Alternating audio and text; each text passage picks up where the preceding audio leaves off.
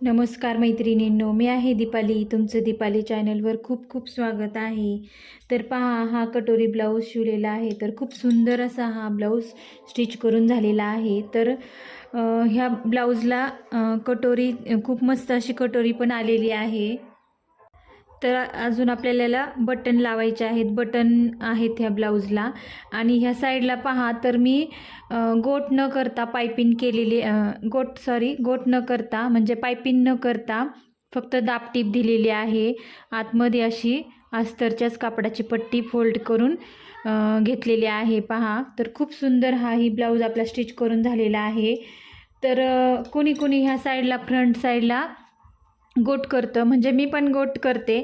आणि बॅक साईडला आपलं ही अशी दाबटीप दिली जाते बघा अस्तरच्या ब्लाऊजला. बऱ्याचशा माझ्या म्हणजे मी जे ब्लाऊज शिवलेले आहेत तर त्याला पाठीमागं अशी टीप आहे पहा, दाखवते.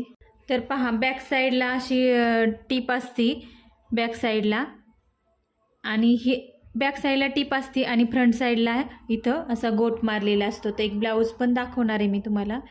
तर मी ह्या ब्लाऊजला पाठीमागं बॅक साईडलाही टीप मारलेली आहे आणि फ्रंटलाही गोटसारखंच कापड घेऊन त्याला आतमध्ये फोल्ड करून दाबटीप दिलेली आहे. तर खूप सुंदर दिसतोय हा पण ब्लाऊज पहा.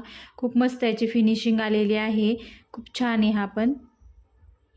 तर मी हा जो पायपिंगचा कोट पायपिंग न करता जो ही जी टिप मारलेली आहे, तर ही मला खूप आवडलेली आहे. आणि अशाच पद्धतीने हा ब्लाऊज खूप सुंदर दिसत आहे. आणि मी आता तुम्हाला दुसरा एक दाखवते. तर त्याला मी गोट केलेला आहे पहा ह्या साईडला. तर तुम्हाला ह्या दोन्हींपैकी कुठला ब्लाऊज चांगला वाटतोय ते मला कमेंटमध्ये नक्की सांगा. तर पहा, ह्या साईडला इथं असं आपण गोट करतो आणि पाठीमागं अशी ही टीप मारतो.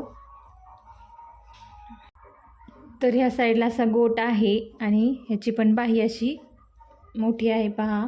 आणि ह्याला असे हे लटकन बनवलेले आहेत. हा घातल्यावर पण खूप सुंदर दिसतो हा ब्लाऊज. चला मग मैत्रिणींनो, तुम्हाला ह्या दोन्ही ब्लाऊजपैकी कुठला ब्लाऊज आवडला ते मला कमेंटमध्ये नक्की सांगा. माझ्या व्हिडिओला प्लीज लाईक, शेअर, सबस्क्राईब करा. आणि व्हिडिओ पाहिल्याबद्दल मी तुमची खूप खूप आभारी आहे. भेटूया अशाच एका नवीन व्हिडिओमध्ये. तोपर्यंत बाय बाय.